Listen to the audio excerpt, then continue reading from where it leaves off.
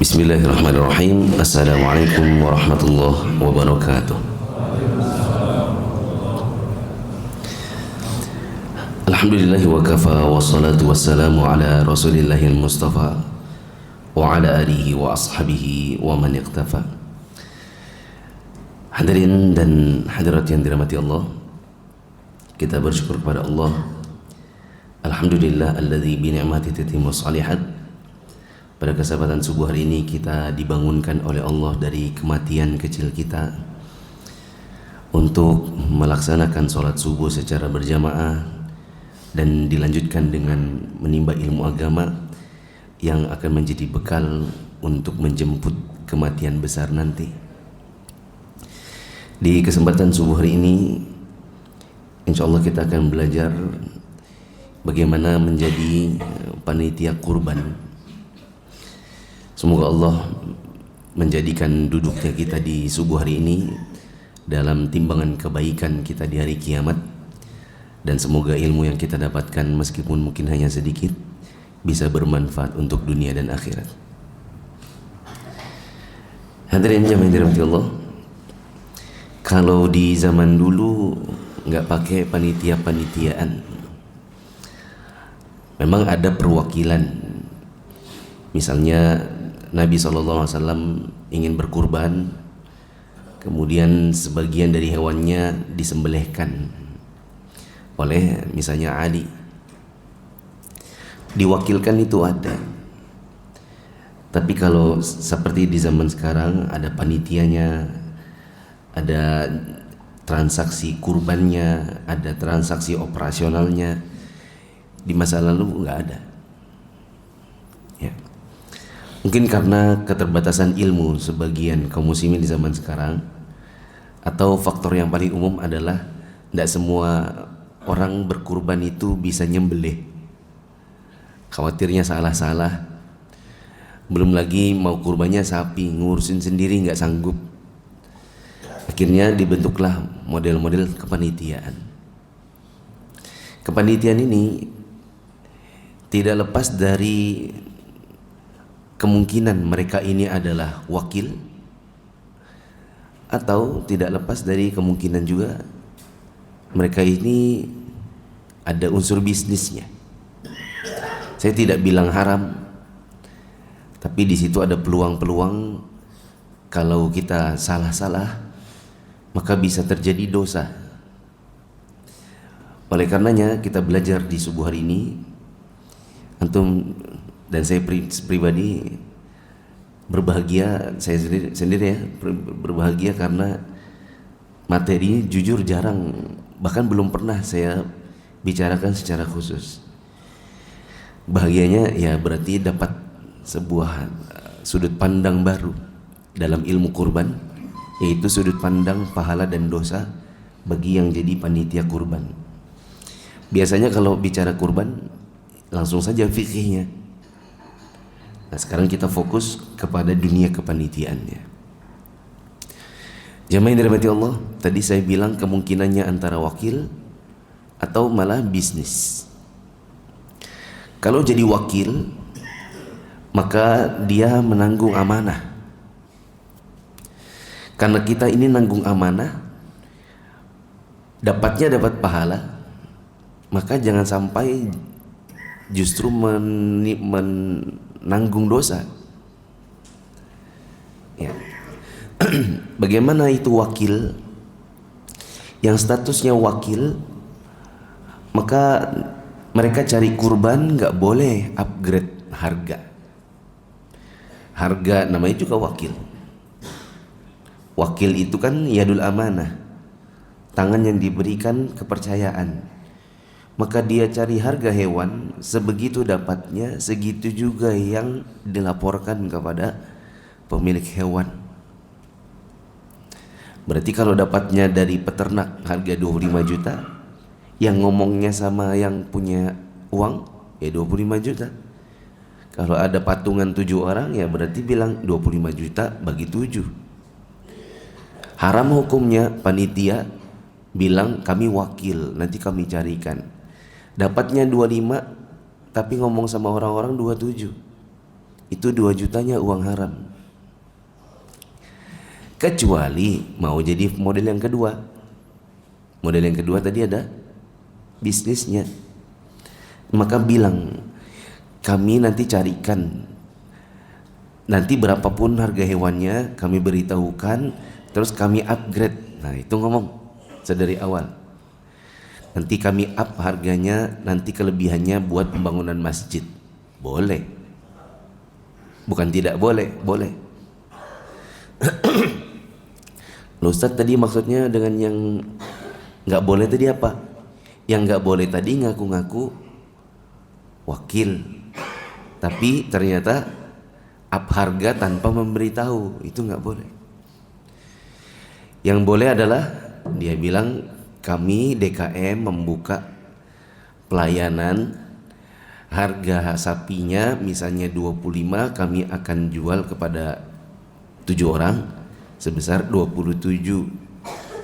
Duit yang 2 jutanya diapain? Misalnya kami buat masukin ke kotak infak masjid. Itu boleh. Ya. Kemudian jamaah yang dirahmati Allah, di antara peluang pahala bagi para panitia kurban adalah mereka pertama dapat pahala syiar atau pahala dakwah. Karena kalau kita bisa membantu orang lain untuk mengerjakan sebuah amalan, kita menjadi wakil bagi mereka, maka insya Allah kita akan dapat pahala seperti pahala mereka. Nabi SAW mengatakan, man dalla ala khairin kafa'ili. Siapa yang menunjukkan jalan untuk menuju satu kebaikan, maka dia akan mendapatkan pahala seperti orang yang mengerjakannya.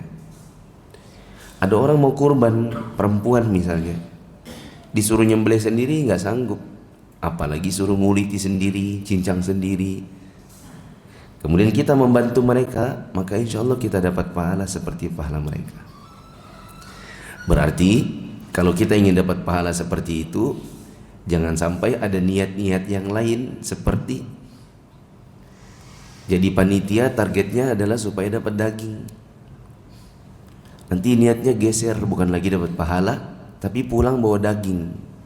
Adapun bawa pahala enggak. Kecuali dagingnya dikasih, maka alhamdulillah. Yang penting bukan dijadikan sebagai target. Jadi nanti kalau ternyata nggak dapat daging, nggak akan menggerutu. Atau kalaupun cuma dikasih sedikit, nggak akan ngomel. Sebagian panitia memang sedari awal ada yang join kepanitiaan, tujuannya adalah dapat apa? Dapat daging. Sehingga ketika ternyata pulangnya cuma bawa 0,5 kilo, ngomel dia, kurang ajar. Capeknya kita di sana seharian, ternyata pulang-pulang cuma dapat 0,5 kilo. Ya. Ada lagi misalnya hewannya kebetulan di situ cuma dapat sekian sapi aja. Kalau di sini sudah berapa sapi? 9, masya Allah. Tempat saya cuma 3. Di sini 9, panitianya misalnya ternyata cuma 20 orang, maka per orang bisa bawa pulang anggaplah 5 kilo, bagi ya kan. Tapi yang sebaliknya, panitianya 30, sapinya cuma 3, bawa berapa tuh? Sapi cuma 3, panitianya 28 kayak di tempat saya. Pasti nanti pulangnya dapat sedikit. Nah, panitia yang mungkin targetnya memang dari awal daging, mungkin ada yang bilang gini nanti, oh ini sih orangnya aja banyak, sapi sedikit, jadinya kita nggak dapat banyak ini. Harusnya kemarin itu nggak usah lah dimasukin, coba yang ini nggak usah dimasukin, jadi kan kita dapat banyak gitu. Ngomelnya nanti ya kan gitu, ngomel daging, maka hanya akan dapat pulang bawa daging, tapi dari sisi dapat pahala jadi orang miskin, itu miskin pahala. Nah. Kemudian jemaah yang dirahmati Allah, panitia itu baru akan dapat pahala Kalau seandainya mereka menjalankan kepanitiaan itu betul-betul sesuai dengan tuntunan, mereka jalankan proses amanah yang mereka tanggung sesuai dengan ilmu yang seharusnya mereka dapatkan. Kita dapati di sebagian kepanitiaan, panitianya itu tidak berilmu, bahkan ada yang tidak sholat, tiba-tiba jadi panitia di masjid. Yang lebih parah lagi, nggak pernah sholat, jadi tukang jagal. Apa hukumnya? Apa hukumnya hewan disembelih oleh orang yang tidak sholat sama sekali?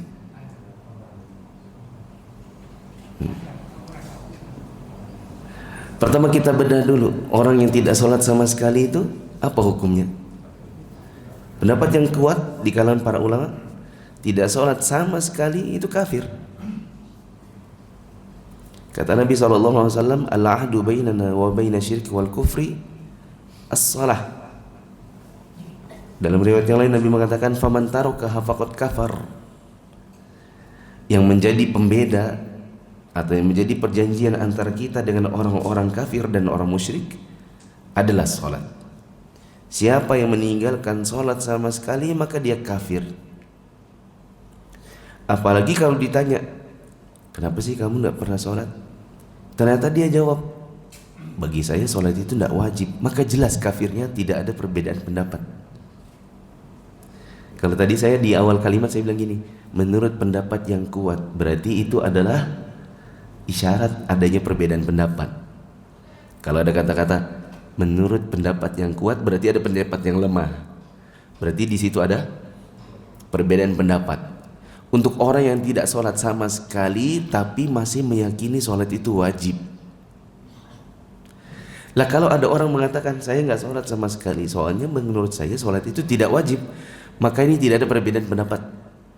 Hanya ada satu pendapat, yaitu pendapat yang sudah disepakati para ulama, kafirnya orang yang tidak sholat sama sekali dengan keyakinan sholat tidak wajib.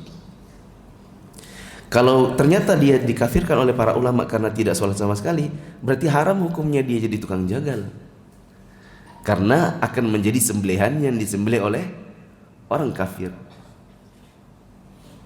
Ya. Bagaimana disembelih oleh orang kafir? Haram hukumnya kita makan. Berarti jadinya sudah bukan kurban, nggak bisa makan. Ada hewan kurban nggak sah buat kurban tapi sah buat makan. Misalnya disembelih pakai bismillah tapi hewannya nggak cukup umur, sapinya masih kecil, belum nyampe 2 tahun, ya sapi-sapi anggaplah 1 tahun setengah. Ketika ditanya ini berapa umurnya nih Pak? Anu kemarin supaya saya bisa kurban saya beli yang agak murah, ditawarin lah ini sapinya 1,5 tahun. Wah nggak cukup umur Pak, sapi itu sah itu minimal 2 tahun usianya. Oh ya kak, udah terlanjur, nggak apa-apa lah sudah. Tapi ini tidak sah buat kurban loh. Ya sudah daripada buat makan-makan aja. Ini masih sah buat makan, meskipun tak sah buat kurban. Kalau disembelih oleh tukang jagal, biar sapi limosin usia 10 tahun anggap aja begitu, maka tidak akan sah buat kurban, tidak sah buat makan. Maka panitia jangan sampai nanti saya tidak berani nyembelih, sama-sama, ya sudah cari aja yang lain. Itu ada satu dia bilang, sini saya sembelihkan. Tetapi lo kita tahu dia itu tidak pernah sholat, biar aja sudah daripada tidak jalan kurbannya. Bila seperti itu maka kita berdosa berkali lipat. Di antaranya adalah dosa karena tidak menjalankan amanah kepada yang nitip uang. Ya.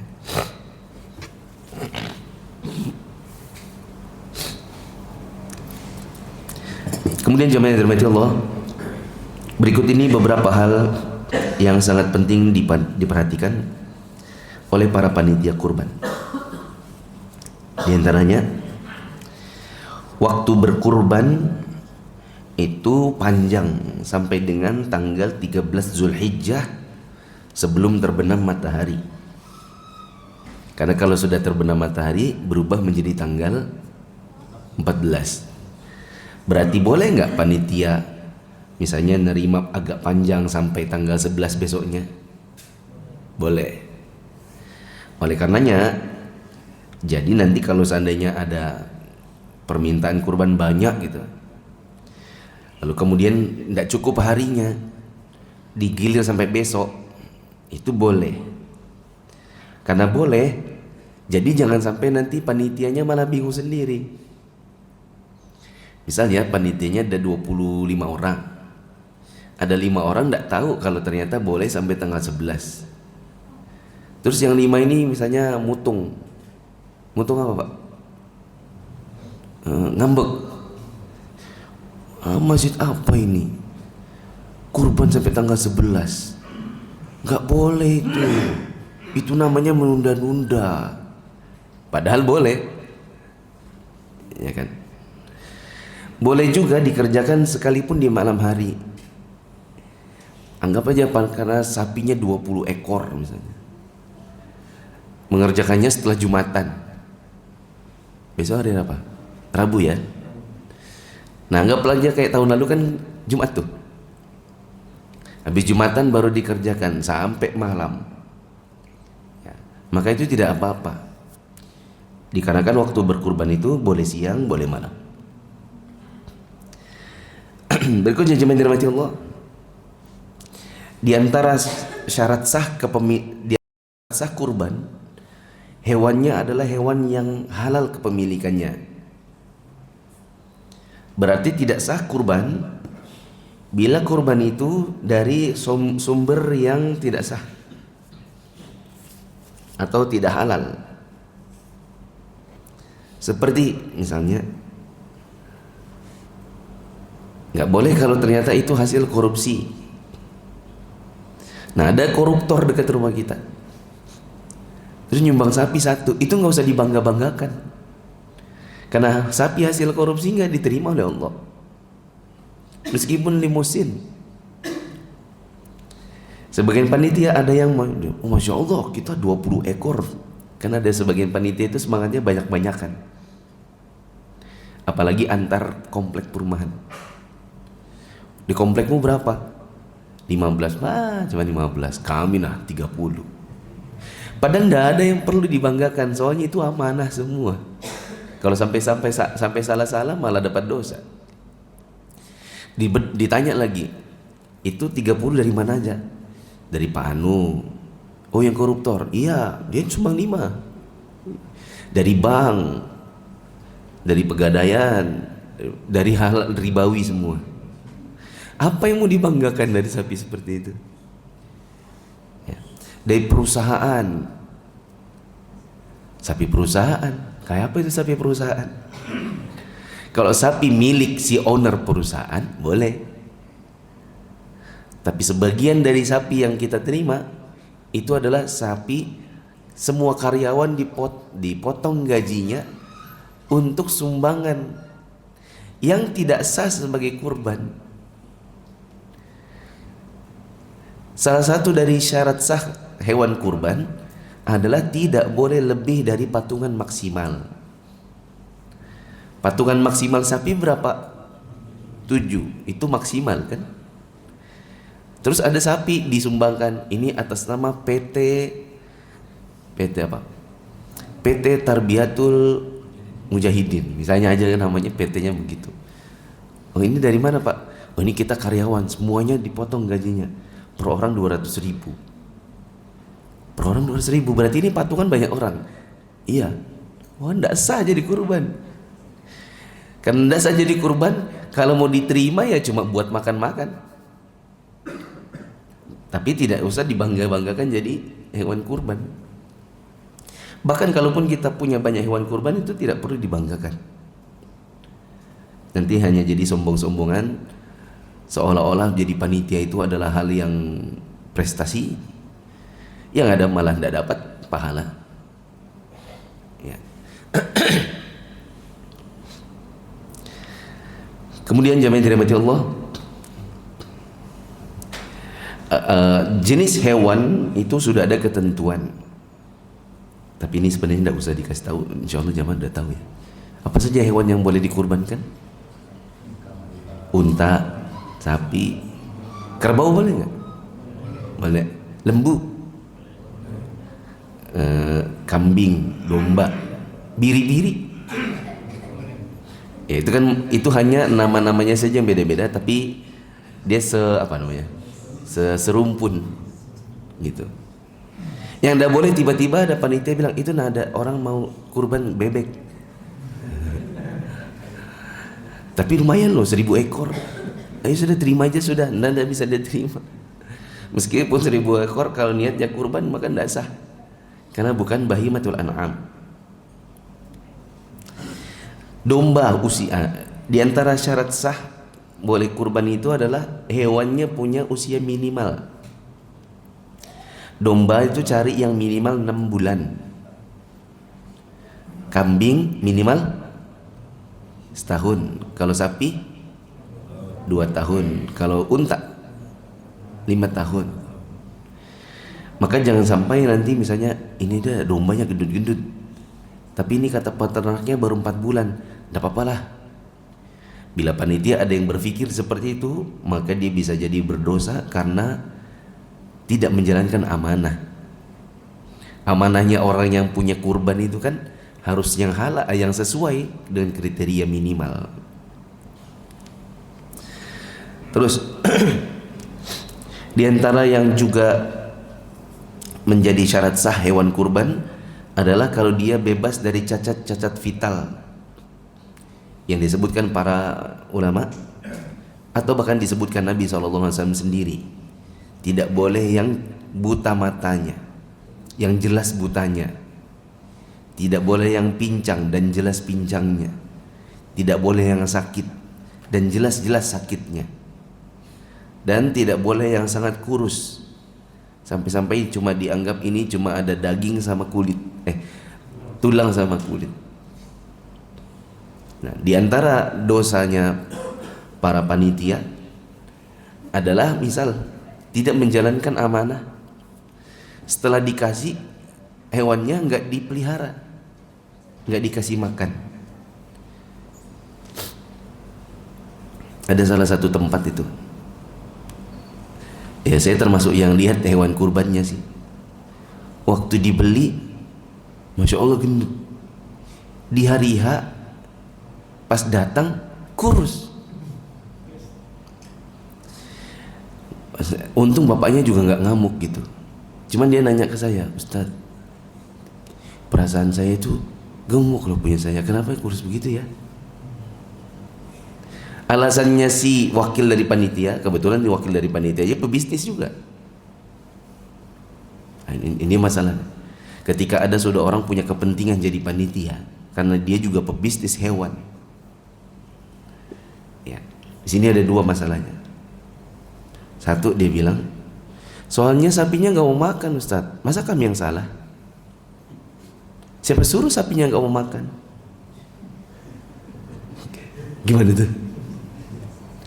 Yang kedua, waktu itu nggak langsung ditandain, jadi ada kemungkinan tertukar. Ya.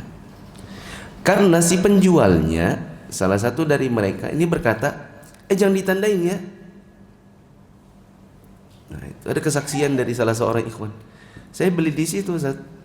Sudah saya tanda tangan kan, saya bayar gitu. Saya mana catnya? Saya ambil aja catnya sendiri, saya tandain sendiri. Dimarahin saya sama penjualnya. Jangan ditandain. Loh, mana bisa nggak ditandain? Kan kita belinya itu dia. Bukan sembarang. Beda kalau pabrikan.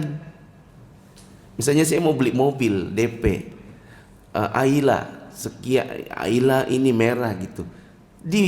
Kalau si pabrik produksi 100, begitu memang bentuknya. Ya apa enggak? Sapi mana yang kayak gitu? Ya kita beli yang ini, ya ini. Pas saya mau chat gitu dimarahin saya penjualnya. Jangan ditandain. Mana bisa nggak ditandain? Ini punya aku kok, sudah ku beli. Nanti kalau ditukar-tukar gimana? Nanti sudah ku beli, udah ku bayar, baru ada orang mau bayar lebih bagus. ku bayar 24 juta. Ada orang bilang ini bagus nih. Anu Pak, sudah punya orang, udah dibeli 24. Ku belilah 26. Nanti dikasih ke orang. Baru punya aku ditukar lagi yang lain. Ya. Masya Allah udah keluar mangkok.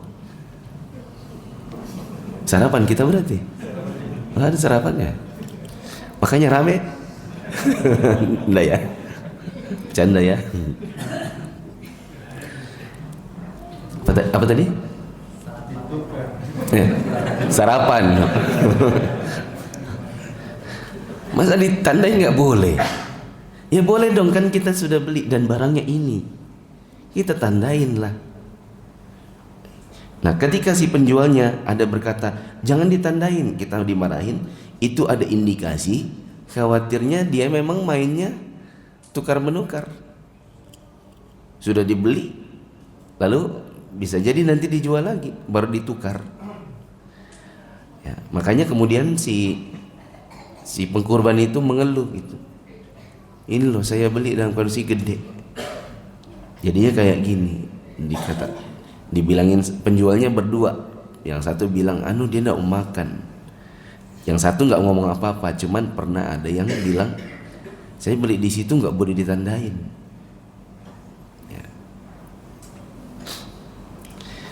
Nah kita sebagai panitia jangan sampai nanti dititipi amanah lalu kita tidak jaga. Nanti kalau kita tidak jaga betul-betul, nanti khawatirnya rugi juga. Pertama rugi nama, karena nama baik itu mahal. Menjaga amanah orang, lalu kemudian nama kita disebarin orang karena kita dijalankan amanah, itu mahal biayanya. Misalnya nih ya, satu kali aja ada orang ngomong di luar sana, dosa lagi lah di Tarbiyatul Mujahidin. Apaan? Kambing saya nggak dikasih makan, nggak usah kamu ke sana. Itu ngomong ke sana kemari, itu capek klarifikasinya ya. Orang bilang satu kali dituduh itu tidak bisa dikalahkan oleh 1000 kali klarifikasi. Saya aja dituduh orang banyak, mau klarifikasi kayak apa, capek ya. Misalnya ya, cuman ini saya belum pernah dengar aja, cuman ada yang pernah bilang ke mama saya, kenapa Ustadz Mufli itu gonta-ganti mobil bu? Ya. Itu orang baru nanya, belum kalau keluar tuduhan. Seandainya dia bilang, makan dia suka buka donasi, itu kan yayasan dia punya, itu pasti uang yayasan itu. Seandainya ada yang bilang kayak gitu, capek saya klarifikasinya. 1000 kali klarifikasi nggak akan bisa memuaskan. Padahal kalau mau tanya, kenapa Ustaz gonta-ganti? Kalau yang gonta-ganti karena gaya hidup, mobilnya akan gini terus, nah naik gitu, sampai ke Alphard gitu. Tapi kalau naik turun, nanti kadang Ayla jelek, kadang nanti Avanza, kadang turun lagi jelek apa gitu. Itu berarti apa? Jual beli. Itu pas ganti sudah laku yang lama, baru ganti yang baru yang jelek gitu. Karena ada jual beli mobil, nggak ada urusannya sama duit yayasan. Duit yayasan pakai rekening yayasan. Nggak boleh kita terima, misalnya ini uang pembangunan diterima pakai rekening pribadi, nggak boleh. Kecuali yang mengetahui. Misalnya saya punya beberapa teman yang bilang, Ustadz ini buat saya bilang ini bisa nggak bantu operasional, tapi bukan untuk yang di yayasan. Operasional mah digaji di kantor. Jadi biar nggak apa namanya, kayak anak-anak SMK 3 kan berapa kali kan udah berapa kloter ya magang di tempat saya. Nah gajinya dari mana? Nah Ustaz, duit terserah mau dibuat apa. Baru saya izin, saya taruh di rekening yang atas sama saya. Jadi ketika gajian mereka itu nggak minta lagi ke nggak lama ke bendahara, karena ada kalanya mereka dikasih sesuatu yang tiba-tiba dikasih gitu. Oh ya Ustaz, nggak apa-apa. Ada pun yang rekening pembangunan, rekening ini, itu pakai nama yayasan, nggak boleh nama pribadi. Kok sampai situ tadi ya? Oh, Kalau kita nggak amanah, itu capek klarifikasinya nanti. Dan itu mahal biayanya, yaitu biaya nama baik. Yang kedua, jamaah yang dirahmati Allah, kalau kita tidak amanah, bisa jadi kita malah rugi, karena ganti rugi. Pernah di satu tahun di salah satu masjid, saya tidak bilang mereka tidak amanah, tapi kambing yang terbesar di situ, yang besarnya besar banget dan harganya cukup mahal. Kambing di sini berapa harganya? 6 juta. Yang dibuka di sini 6 juta. 4,5 mungkin.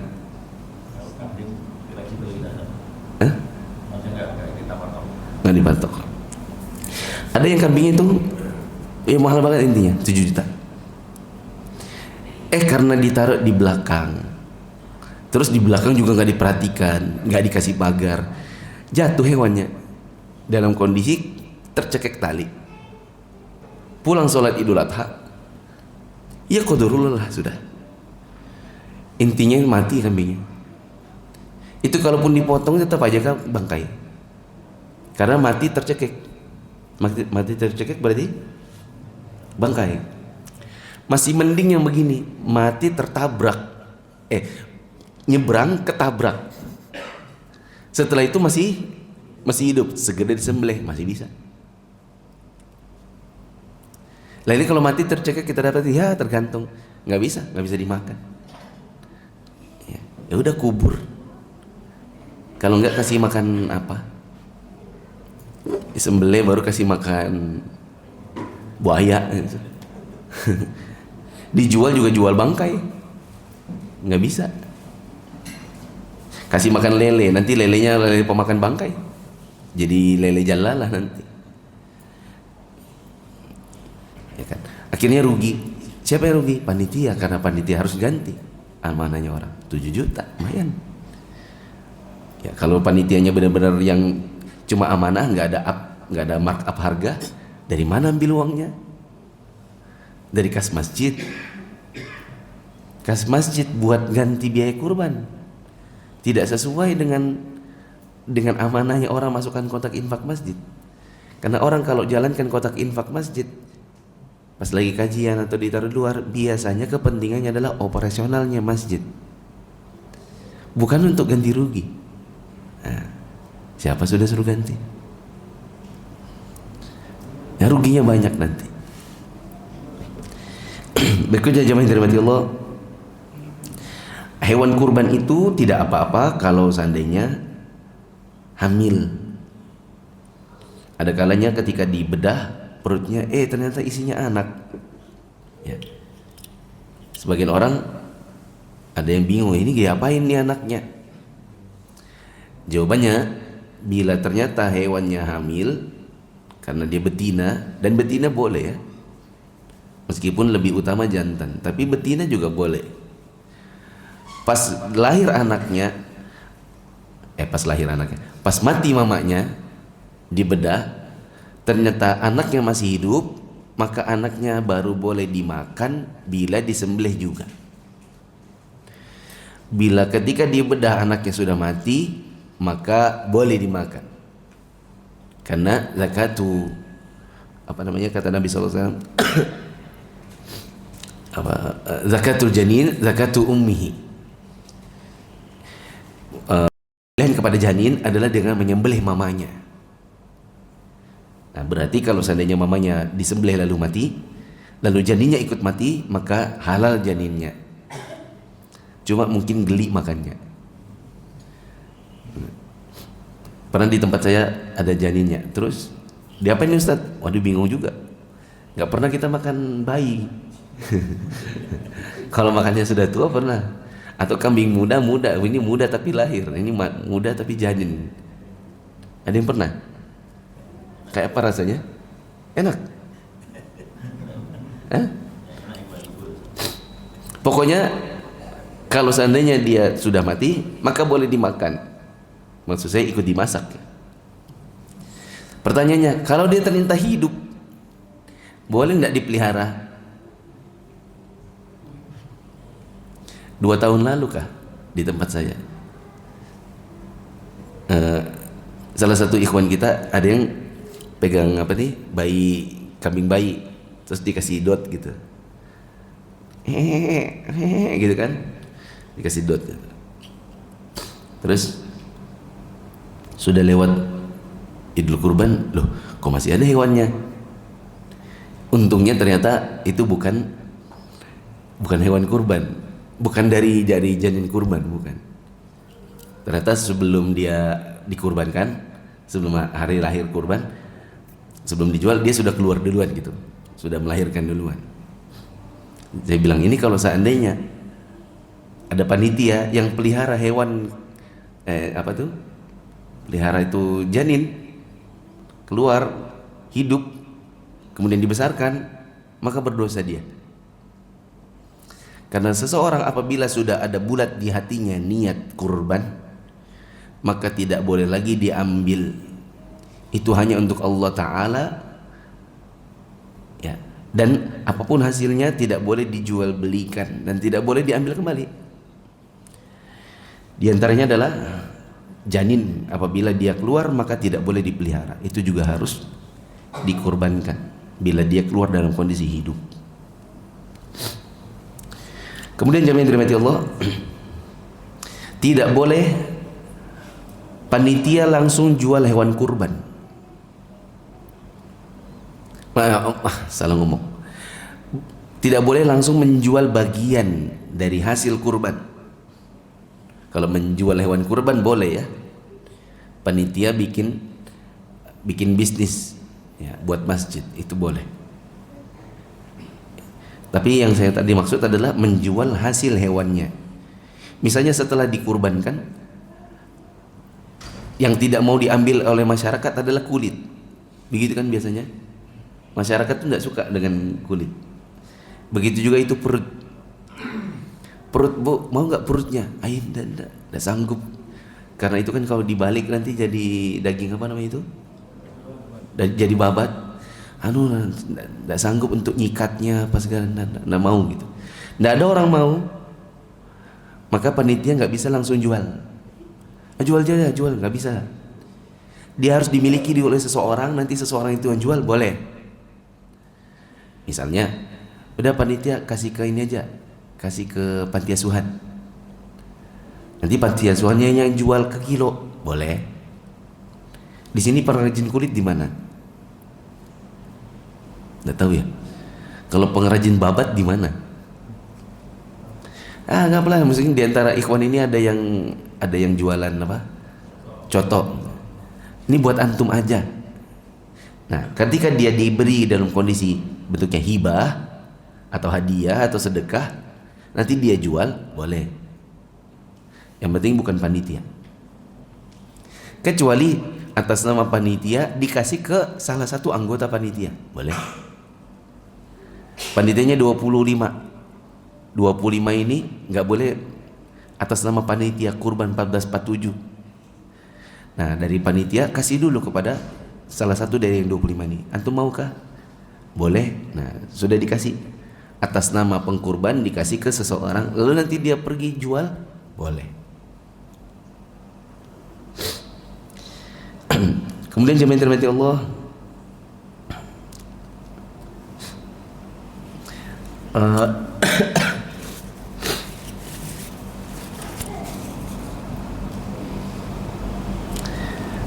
cara menyembelih.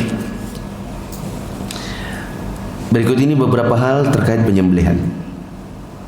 Pertama, disunahkan potong sendiri. Oleh karenanya panitia perlu bertanya, satu dari 7 bapak-bapak ini siapa yang mau nyembelih?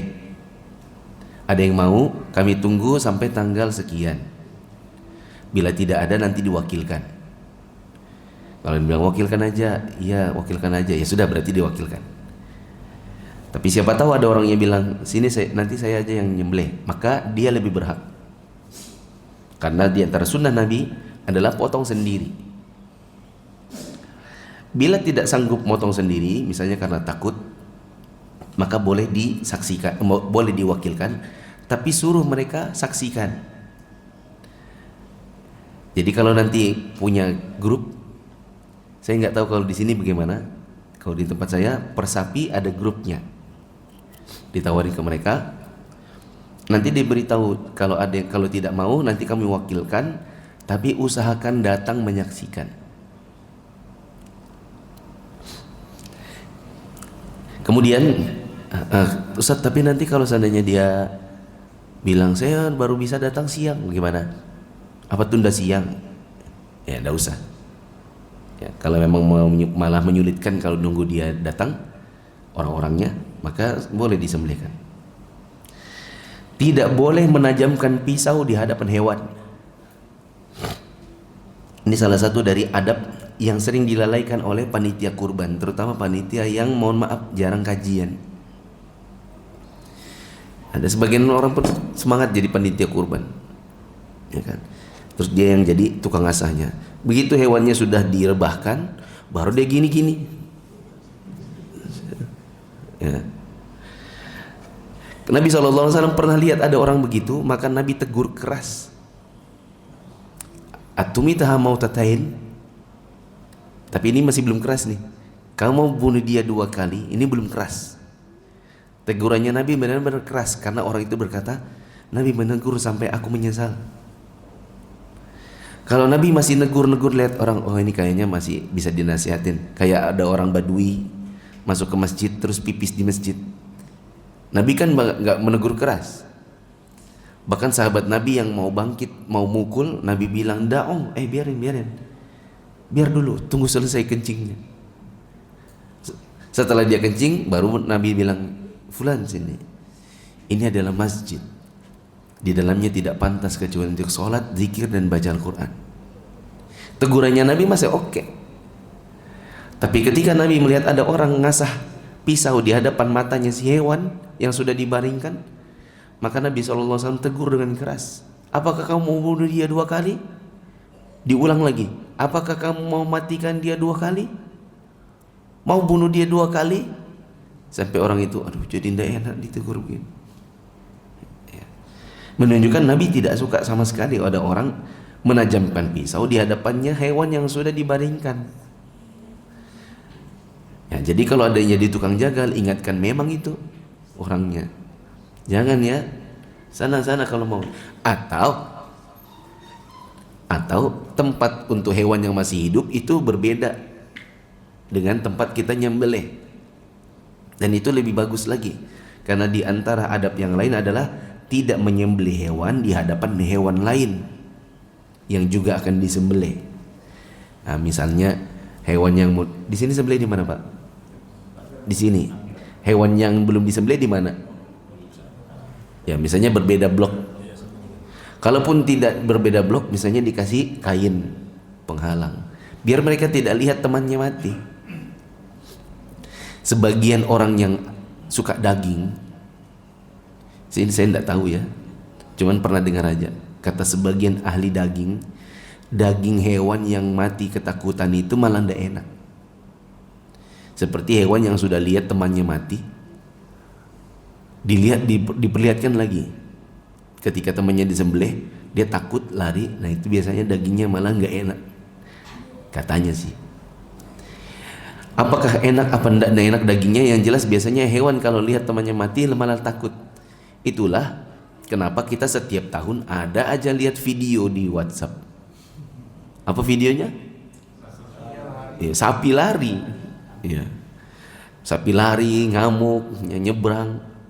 Malah ada yang lompat ke sungai, habis itu mati jadi bangkai. Ya, maka yang seperti ini jangan diremehkan. Betul-betul dia dipisahkan antara tempat penyembelihan dengan tempat hewannya ditali.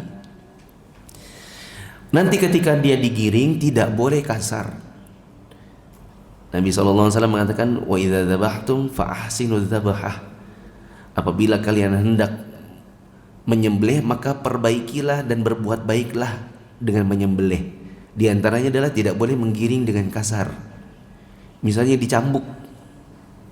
Kalau ada anak-anak kecil gitu, bawa-bawa kayu gitu, bilang, sana apa? Anak-anak betul-betul dipinggirkan, karena ada anak tidak ngerti. Pegang-pegang kayu terus dipecut pantatnya, ditendang anaknya.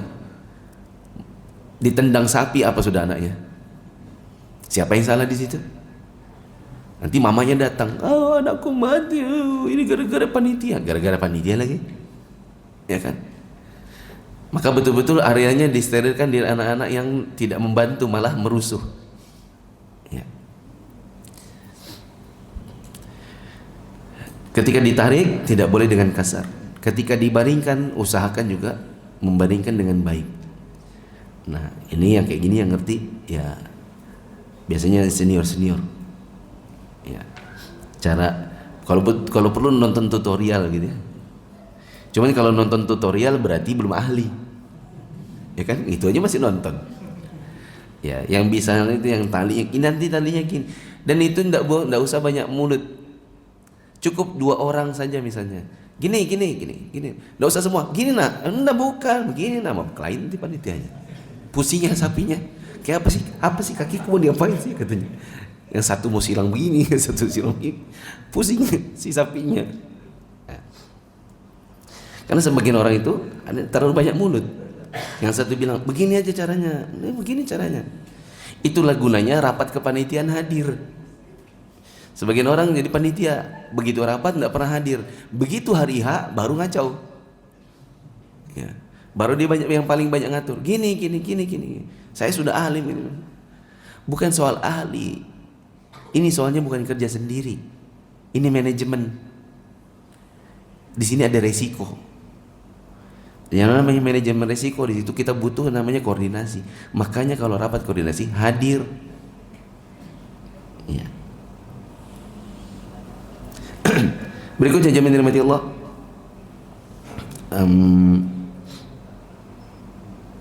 Bila pun hewan tertukar, misalnya dia jatuh di lambung kanan, harusnya kan jatuhnya berbaring di lambung apa? Kiri.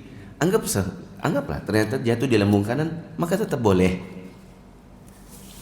Misalnya hewannya pas dibalikkan, ceritanya maunya ke kiri, malah jatuhnya ke kanan, maka tidak apa-apa.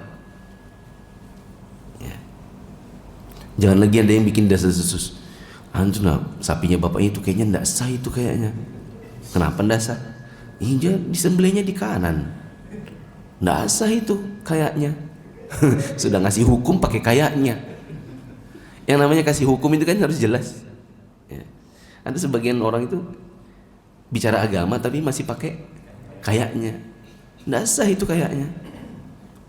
Sama kayak orang di sholat kan biasanya kepala itu di kanan kiblat kan biasanya. Nah, ada orang biasanya pas bawa tertukar kepalanya di kiri. Sudah selesai sholat baru pas diangkat ada yang buka, loh kepalanya ternyata di sini. Ya, gimana ini? Sholat ulang. Nggak sah itu tadi sholatnya. Kayaknya. Hasilnya kayaknya. Ya. Sah apa enggak sholatnya? Sah. Karena memang tidak ada ketentuan khusus kepalanya harus di sana. Yang harus di sana pas kubur. Tapi waktu sholat kepala boleh di kanan, boleh di kiri. Memang kebanyakan kita di kanan karena mengira seperti dikubur. Tapi kalaupun seandainya tertukar tidak apa-apa. Jangan lagi nanti sholat apa itu tadi tidak sah itu sholatnya. Kayaknya. Tidak boleh panitia langsung jadikan satu hewan sebagai hewan makan-makan tanpa izin. Saya pernah lihat ini di Sepinggan. Enggak, bukan Sepinggan. Her 1 itu mana? Sepinggan ya? Ya kan? Di Her 1 saya masih tinggal di rumah bapak saya. Ini saya sebut gak apa-apa. Karena sudah 18 tahun yang lalu. Ya, mungkin pelakunya juga sudah meninggal mungkin. Sudah lama saya ke sana. Dulu di PT Her 1. Ada panitia yang langsung bilang, "Sudah itu sapi pertama, sudah. Langsung ibu-ibu, cincang langsung bikin makan." Nah, langsung dibikin. Saya waktu itu masih belum nikah. Masih kurus. Ya. Udah gitu nanti berdebat sama bapak-bapak. Sudah saya berdebat soal zakat fitrah pakai beras apa enggak. Sudah kemarin juga berdebat soal apakah sebelumnya. Idul Adha debat lagi. Mungkin orang bosan juga sama saya, ya kan? Itu anaknya Pak Saad itu sok pintar betul. Kita bukan sok pintar, kita belajar masalahnya, ya kan? Berdebat soal itu, Al-Fatihah pakai Bismillah atau enggak waktu imam. Berdebat tuh di pagar. Kamu kalau ngimam itu pakai Bismillah. Pakai Bismillah Pak, cuman Bismillahnya itu sir ada. Mana ada begitu? Bapak anda pernah ke Mekah kah? Mana ada, di Mekah itu beda aliran. Berdebat lagi, berdebat terus kan. Aduh, berdebat lagi kah ini Idul Kurban? Masa langsung digotong terus dicincang-cincang langsung jadikan makan panitia. Nah, feeling saya betul sudah. Datang ibunya siang-siang. Ya, ada dagingnya saya kah? Nggak, sudah Bu, udah dimasak tadi. Loh, saya masa tidak dapat daging saya? Sama aja, ambil yang manapun. Mana sama? Ya, tidak sama. Orang makan dagingnya sendiri itu sunnah Nabi. Bahkan sebagian ulama mewajibkan. Jadi kalau ada 10, misalnya ada berapa kambing, berapa sapi tadi? Sapinya 9. Maka ada 9 dari satu sapi ini, ada berapa kresek? 7. Itu memang buat orangnya. Dari sapi yang ini 7 kresek itu buat orangnya. Memang disunnahkan Nabi begitu. Jadi tidak sama. Kalau ada yang bilang sama aja, manapun ambil sama aja, tidak sama. Sama dagingnya, makannya sama, tapi itu punyanya dia atau bukan? Makan punya dia sendiri itu bagian dari yang disunnahkan Nabi. Ya, jadi panitia ini jangan meremehkan. Kita memang dapat pahala, dapat daging. Ya, tapi baru dapat pahala kalau menjalankannya sesuai dengan amanah. Makanya kalau di tempat saya, kalau misalnya ada 9 sapi, maka ada 9 orang yang ngikuti alirannya. Jadi per sapi itu ada PIC-nya 1. Atau minimal dari 7 orang yang ada ini, 1 dari mereka harus hadir. Terus dia mengikuti alirannya. Dari sembelih, kulit, mulai masuk di bak, terus dipotong, dicincang, itu ada orang yang ngikutin. Nah, dia yang ngurusin berapa kilo? 3 kilo 3 kali 7 kresek, itu dia sendiri yang ngurusin. Supaya 7 kresek ini betul-betul nanti begitu orang yang datang, ini Pak dagingnya Bapak, nih punya Ibu. Memang betul-betul dia pastikan itu punyanya. Nah, kalau tidak ada yang seperti itu, dicampur baru bilang, mana sudah daging yang sapi 1? Yang mana tadi ya? Itu kali kayaknya. Kayaknya terus. Ya. Tertukar-tukar tidak jelas. Kalau ada yang bilang ribet ya, iya. Memang cari pahala itu tidak ada yang simpel. Kalau mau cari simpel itu beli rinso, dapat piring cantik. Ya. Kalau cari surga nggak begitu. Apa kata orang? Kalau mau surga itu memang apa sih? Mahal. Kalau mau murah,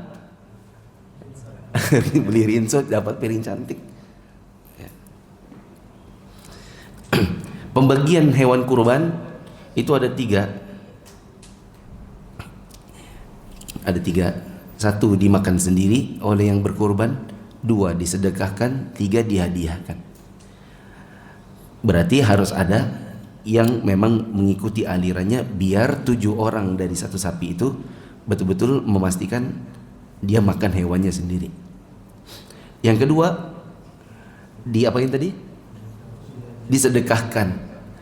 Berarti usahakan orang-orang sekitar, terutama yang memang fakir miskin, jangan sampai terlewatkan kuponnya. Di sini pakai kupon. Nah, kupon jangan sampai yang kaya-kaya aja. Ya.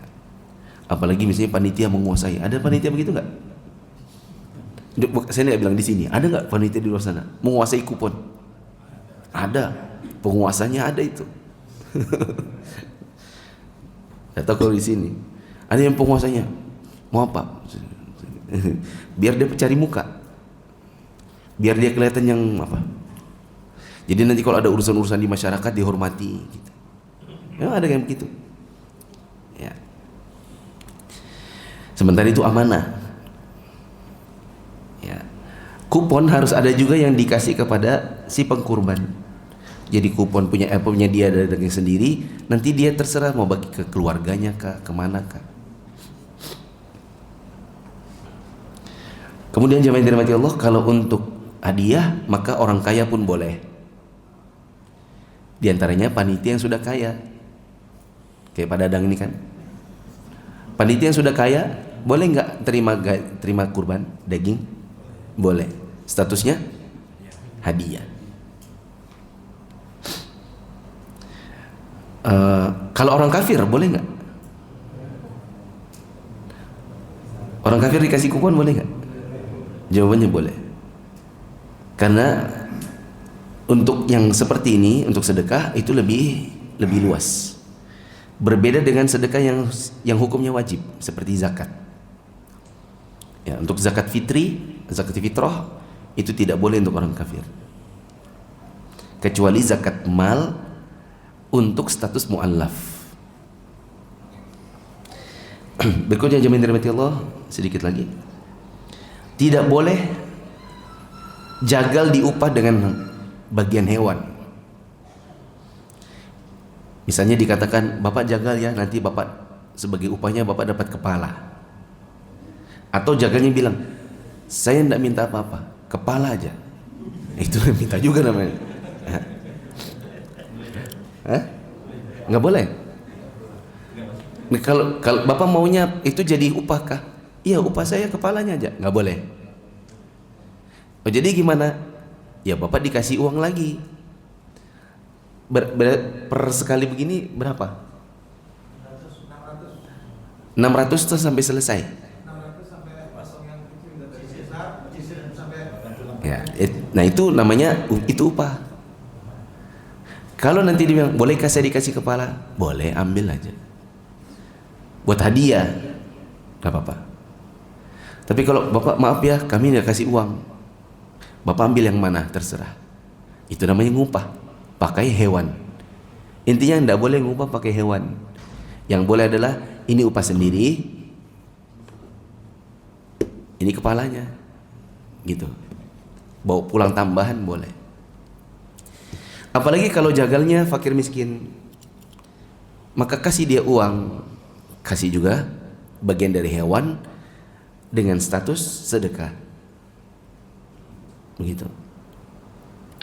Jemaah yang dirahmati Allah, bila nanti ada orang sudah terima, sudah dibagi-bagi, terus orangnya jual, boleh.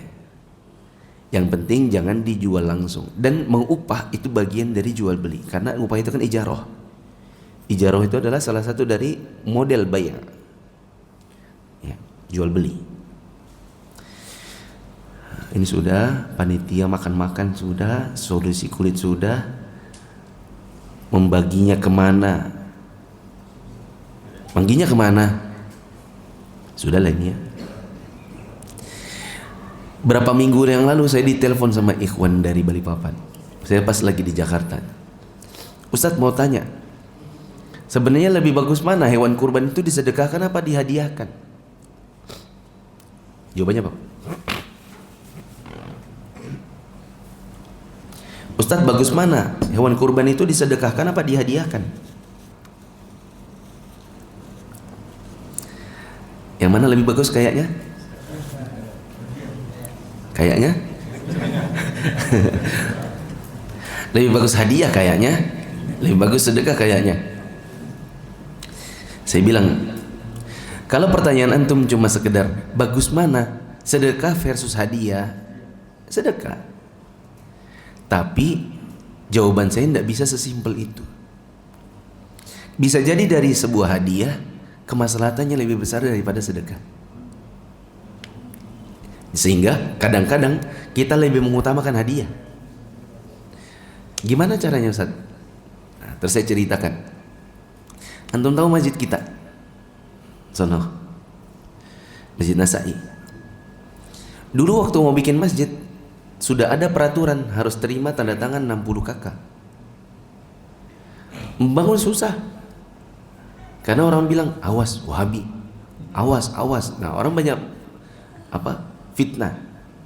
Jangan itu nanti, jangan itu berjenggot semua.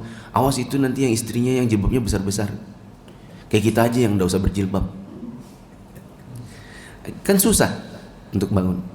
Akhirnya sama bapak-bapak kita yang senior-senior, yang sudah sebagian sudah rahimahullah, ya sebagian masih ada, diselenggarakanlah kurban. Ngajak Pak RT, ngajak orang warga sekitar. Pak RT silakan Pak RT. Pak RT-nya muslim. Pak RT mau sembelih, Anda usah. Pak RT mau kepala, boleh dah. Sembelih bla bla bla, bagi. Padahal nggak ada yang miskin. Kalaupun ada sedikit, lebih banyaknya hadiah. Kalau kita cuma mau berpikir sedekah, berarti ya sudah sembelih, cincang-cincang, kirim ke kilo berapa kemana-mana. Tapi kita nggak bisa begitu. Tanah ini mau dibangun masjid, masyarakat harus mendapatkan manfaat dari masjid itu. Diselenggarakanlah kurban beberapa kali, undang Pak RT, bla bla bla bla, kasih dengan status hadiah, baru kemudian warganya tanda tangan. Barulah kemudian dibikin masjid.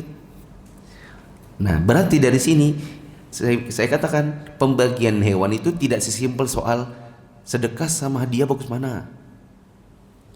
Sehingga siapa tahu nanti di kepanitiaan itu ada yang ngotot, sedekahlah lebih bagus, lebih utama. Dia terus diapain? Jangan ada yang dibagi di sini. Ini kan kaya semua ini. Ini kan kaya-kaya orang yang dagang ikan bakar, yang jangan, enggak usah kita terima. Kita tuh harus terima pahala aja. Ya sudah, semuanya sedekahkan aja kilo 80 sana. Jangan ada yang makan. Ya kan? Di sini kan kasih kepala sekolah. Karena kita di sini juga statusnya misalnya tamu Allah plus tamu sekolah. Kasih ke guru-guru, kasih ke warga-warga. Meskipun mereka bukan orang fakir miskin, tapi statusnya hadiah. Kenapa? Di sana ada kemaslahatan besar. Ya. Jadi bukan cuma soal fakir miskin saja yang diperhatikan. Ada kemaslahatan besar dengan memberi hadiah. Begitu. Ini sudah. Perlukah arisan kurban? Sebagian orang ditanya, arisan kurban itu apa? Itulah yang sepertujuh. Oh, itu namanya bukan arisan, Pak. Itu namanya patungan. Kalau patungan boleh. Arisan itu yang dikocok. Oh, berarti kalau 10 orang 10 tahun dong baru dapat orang ke-10. Kalau seperti itu, maka nanti yang mudarat adalah orang ke-10. Karena orang ke-10 pasti harga hewannya naik. Kalau cicilan kalau arisannya sampai 10 tahun ke depan berbeda, riba. Kok bisa riba? Nanti aja kalau ada yang tanya baru saya jawab. Ya, yang jelas riba. Tapi kalau mau pakai cicilan flat sampai 10 tahun ke depan, harganya naik. Kasihan orang terakhir. Maka ada uang kurban, nggak ada uang ya sudah. Kan tidak wajib juga kalau tidak mampu. Bolehkah harga kurban ditawar? Boleh. Kayak orang nawar diskon umroh, boleh. Jangan dibilang, nggak usah ditawar-tawar. Kayak kita ini nggak boleh pelit sama Allah. Kita bukan pelit sama Allah. Menawar hewan kurban biar lebih murah itu boleh. Kayak orang mau pergi umroh, kami 10 orang, bolehkah satu orang dapat 500.000 di diskon? Boleh. Bolehkah saya minta daging sendiri dapat punya orang? Nah, ini kesalahan panitia. Kok bisa juga ada orang ngurban di situ malah dapat dagingnya orang? Makanya butuh satu orang yang tipe-tipe teliti. Misalnya kamu 2 sapi ya, kamu 2 sapi, jadi ada 4 orang atau 3 orang. Kamu 3 sapi ya, amati betul alirannya. Kalau perlu ditempel-tempelin stiker, ini sapi anu, ini sapi anu gitu. Jadi tahu. Kurban sekolahan, ini karena di sekolah. Kalau ada yang masih melestarikan kurban sekolahan, yaitu satu anak disuruh bawa 50.000, maka ini tidak sah.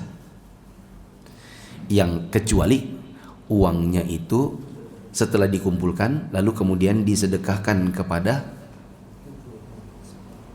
misalnya penjaga sekolah, lalu penjaga sekolah kurban bareng sama anak-anak. Ternyata sudah 6.30 lebih. Tidak sadar ngomongnya. Apakah dia masih mau bertanya? Iya. Iya. Masalah itu kan memang kita dapatkan ke pihak yang memang kita tahu bahwa dia berikan. Sementara kulitnya itu dijual sama yang penjaga. Itu bisa membeli kulit itu. Intinya dari panitia sudah kulitnya udah dikasih ke orang, terus sama dia dijual. Oh tapi yang beli tukang sembelih boleh, nggak masalah. Karena yang penting dikasih dulu.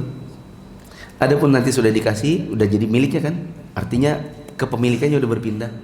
Dijual lagi ke kita juga boleh. Mau yang tukang sembelih kah, yang mau panitianya kah?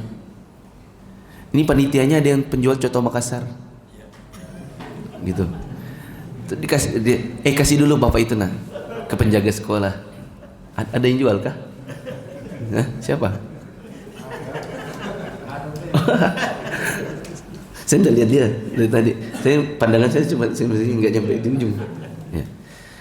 Kasih dia penjaga sekolah. Sudah diterima. Pada ini ketua panitia, misalnya datang, Pak sini saya beli kulitnya, bolehkah? Boleh. Yang penting sudah pindah dulu ke pemilikannya. Ustaz, kalau orang yang berkorban, ya kan mungkin dapat jatah itu ya. Bolehkah dia tuh orang tuh request, saya mau dikasihnya nanti daging aja atau buntut aja atau apa? Bolehkah yang mengkorban itu request, saya maunya yang buntutnya aja, kepalanya aja? Boleh. Malah dia lebih berhak untuk request. Ya, panitia bilang, Anda ini tidak ikhlas kah? Sudah kurban di sini masih aja minta. Malah bagus. Ya, malah itu nanti akan membuat dia senang juga. Tahun depan dia kurban lagi. Ya. Kalau dia kurban lagi, bapak senang kan? Senang. Ya. Tidak apa-apa. Mau apa bu? Ada yang mau request kah? Kalau nggak ada yang mau, kami kasih dagingnya aja. Ya gitu ya. Sini, kayaknya di sini. Bagaimana kalau panitia pada saat pemilihan hewan sapi kurban itu harganya itu dimix, misalkan ada 5 sapi. Kalau beli satu-satu sapi itu bisa harga 23 atau 12 Ustaz. Tapi kalau kita beli 5, jadi semua rata jadi 21 Ustaz. Tapi ya, dari 5 itu kan berarti ada yang kecil. Itu gimana Ustaz? Maksudnya nggak sama gitu Ustaz. Ini kejadian di mana-mana juga nih. Ada sapi 5. Sebenarnya sih harganya 20, 22, 24, 25, 25. Supaya gampang lamsam belinya. Baru nanti ada 5 kali 7 orang dipukul rata. Gitu ya? Gak boleh. Kecuali dengan izinnya mereka. Dan mereka semua harus tahu. Kenapa nggak boleh? Karena biasanya orang kalau diberitahu, dia bilang, rugi dong saya. Cicilan saya, patungannya saya 5 juta, tapi saya dapat harga sapi kayak 20. Sementara dia bayarnya tinggal setengah juta, dapatnya yang 25. Biasanya orang merasa rugi dan orang tidak ridho. Makanya tadi saya bilang tidak boleh, kecuali dia dimintain izin semuanya. Itu satu. Yang kedua, sapi itu 17. Bukan 35 punya 5, bukan. Nanti seolah-olah dia patungan untuk 5 jadinya. Patungan 5. Seolah-olah per orang itu patungannya jadi 5. Ya. Maka yang benar ya sudah, meskipun belinya sama pembeli lamsam, Pak ini ya ini kan 20, 24, 23 nih. Udahlah kita pukul rata 21 aja ya, biar dapat diskon. Ya deh boleh 21 kali 5, tapi nanti ke orangnya tetap sesuai dengan berapa besarnya. Bapak mau sapi yang mana? Yang 4,5 juta, yang 5 juta, yang 3.500.000? Ke orangnya tetap tidak boleh pukul rata. Kecuali 35-35-nya ridho. Kalau ridho berarti asumsinya ada subsidi silang, di mana orang yang bayarnya lebih mahal seolah-olah memberikan sumbangan kepada orangnya yang lebih kecil. Paham Pak? Paham. Bisa terima? Nggak bisa. Nah, itu. Karena wajahnya begitu. Misalkan ini Ustaz, Pak, sebenarnya harganya itu yang paling rendah itu 21 Ustaz. Tapi yang 4 ini kan ada yang harga 23 atau 22 Ustaz. Sehingga pada saat di 5 itu semua harganya sama gitu. Jadinya berapa? Jadi misalnya 21 semua gitu. 21 semua. Lalu harga, oh jadinya harga 21 semua. Dari 5 Ustaz, paling rendah kan 21 Ustaz. Iya. Yang satu yang di atas itu ada 22 atau 23 Ustaz. Sehingga Berarti jadi harga 21. Ya. 21 bagi 7 jadi setiap orang dapat 3 juta. enggak, seharusnya dari Mas Sapi itu harganya semua 21 juta gitu. Tapi iurannya sama 33 juta 200. Tapi pakai iuran terendah apa pakai iurannya tertinggi? Jadi dalam satu sapi itu iurannya kan 3 juta 200. Biarnya sama. 3 juta plus 200 ya? Ya pokoknya 3 juta 200 ditambah semua itu ikut dengan biaya operasional gitu. Maksudnya Bapak kan tadi terendahnya akhirnya 21 kan? Ya memang kurang lebih rata-rata 21. Iya iya. 21 kalau bagi 7 berapa? 3 juta. Nah, harga dasarnya 3 juta. Terus kok jadi 3 juta 200? 200-nya itu apa? Biaya operasional itu. Operasional. Iurannya Iya. Boleh, boleh.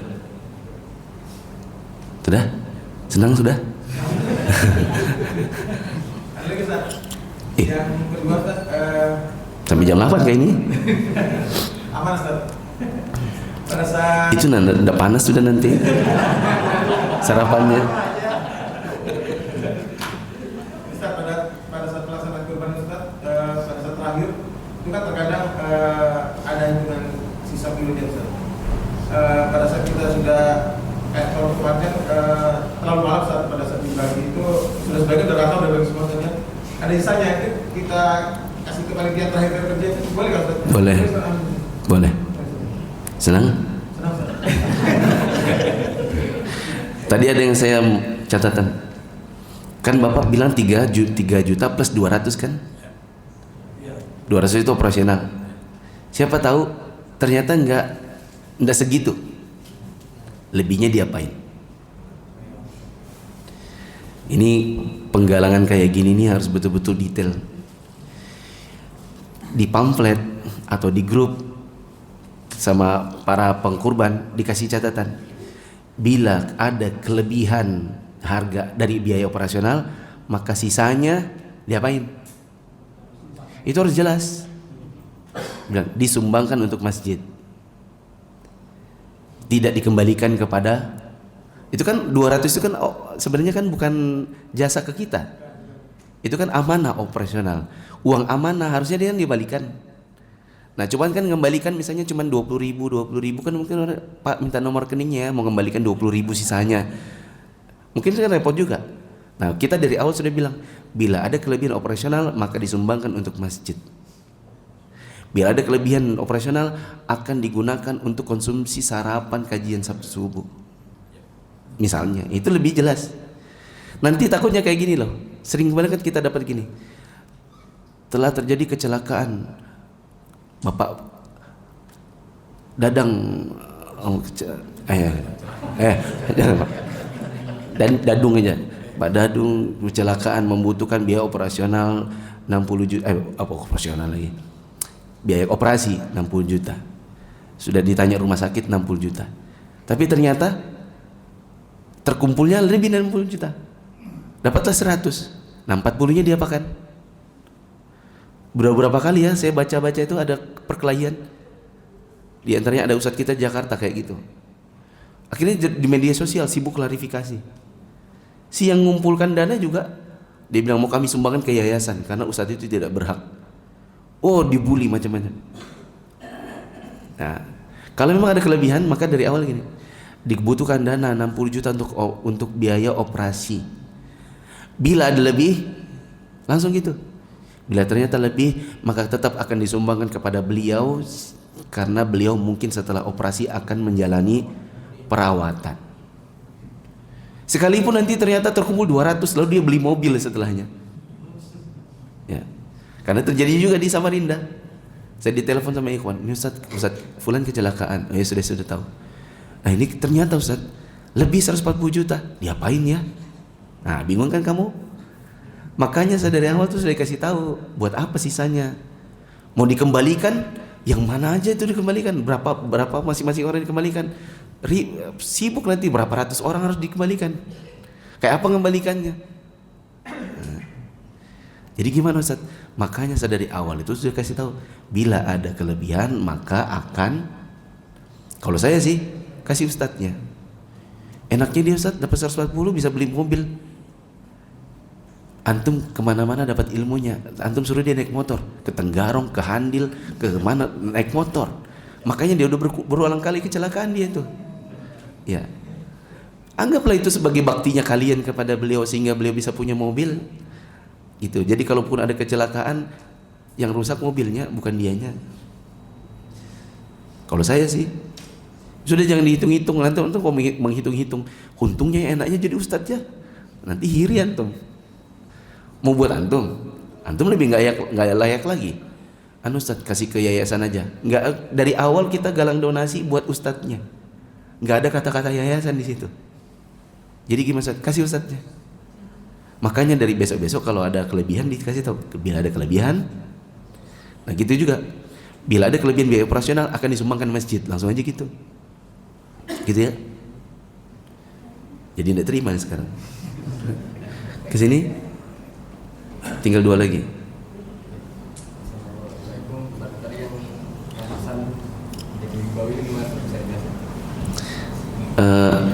Misalnya kita dapat sumbangan dari bank. Banknya bank ribawi jelas. Saya pernah lihat berapa kali di perumahan, komplek-komplek perumahan. Sapi ketiga atas nama PT Bank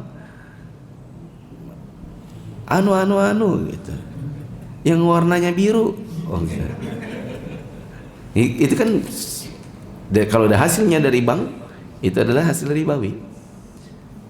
Jadi ya seharusnya sih kalau mau diterima boleh hanya untuk makan-makan, nggak dibilang sapi kurban. Ya cuma nanti jadi promosi juga buat mereka. Ya Pak. Sudah dia mau pulang nah jamaahnya. Sarapannya belum. Daging yang kita bagi itu ternyata kurang karena ada daging kupon. Sehingga orang yang bawa kupon itu karena daging sudah habis, bagaimana caranya? Oh, ini masalah juga nih. Kuponnya kelebihan. Ya, baginya lebih tapi dagingnya kurang. Ya terpaksa minta afwan aja sudah Pak. Maaf Bu ya, udah maaf sekali kami salah hitung ini. Oh kurang ajar. Iya Bu maaf lah habis afwan. Kecuali misalnya Pak Dadang, dagingnya Pak Dadang sini. Orang lebih berhak yang segitu. Antum, dosa. Antum kan sudah punya daging ikan juga, dosa sini. Langsung. Iya kayak gitu. Itu lebih menyenangkan hatinya orang gitu. Kalau kita kan mah gampang, dapat dari Allah sudah dapat pahala gitu kan? Ya, panitia ngalah aja. Ya Pak. Bagaimana hukumnya Pak? Bahwasanya itu daging hasil ribawi. Terus kita tahu bahwasanya itu daging hasil ribawi. Yang kedua kita tidak tahu bahwasanya daging itu hasil ribawi. Kalau nggak tahu jelas aman. Yang jadi masalah kalau kita tahu itu hasil daging ribawi, diapain? Kalau misalnya ragu, Nabi dulu pernah dikasih makanan dari kambing oleh wanita Yahudi, dikasih racun lagi, ya kan? Terus Nabi tetap makan, meskipun Nabi tahu wanita Yahudi ini biasanya itu pelaku riba. Nabi nggak nanya-nanya. Ya. Nah kalau seandainya kita tetap ragu, ya mungkin Nabi tidak tanya-tanya, sedangkan kita kan tanya, bahkan kita tahu, maka sedekahkan saja ke orang miskin. Ya Pak. Sebenarnya kan pengorban makan daging dari sapi yang dia di tempat pernah dengar kalau yang korban nazar nggak boleh makan daging itu. Bila kurbannya itu nazar, apakah dia tidak boleh makan dagingnya? Saya cari dulu Pak ya. Seumur-umur saya ngisi-ngisi kajian, ini hari pertama saya dapatkan pertanyaan ini. Bila kurban itu nazar, bolehkah kita makan? Boleh makan. Iya. Kemudian bagaimana yang disebut korban yang nazar tempat lain dan perbandingan itu. Nazar itu adalah seseorang mewajibkan dirinya untuk mengerjakan sesuatu yang tadinya tidak wajib. Puasa Senin Kamis hukumnya apa? Nah, terus dia bilang, ya Allah, kalau nanti saya sembuh, saya mau sebulan itu puasa Senin Kamis. Maka jadi wajib. Tapi kalau dia bilang gini, ya Allah, kalau nanti kau sembuh, aku bernazar, aku akan sholat 5 waktu. Kayak apa itu? Ya, memang dia wajib. Oleh karenanya tidak boleh ada nazar yang memang wajib. Ya, maksimal itu sunnah aja, nah, gitu. Nah, kurban ini hukumnya apa? Ada ikhtilaf ulama. Sebagian lagi mengatakan wajib bagi yang mampu. Nah, tapi sebagian mengatakan sunnah. Nah, kalau kita bilang enggak itu sunnah aja, ya berarti boleh nazar kurban. Tinggal nanti soal dagingnya, saya belum tahu nih. Boleh nggak dia ikut makan? Saya mau jawab, seharusnya sih boleh. Tapi ini kayak asumsi aja. Pakai kayaknya. Habis ya? Ini sudah jam berapa loh Pak? Kasihan itu buburnya nggak panas nanti.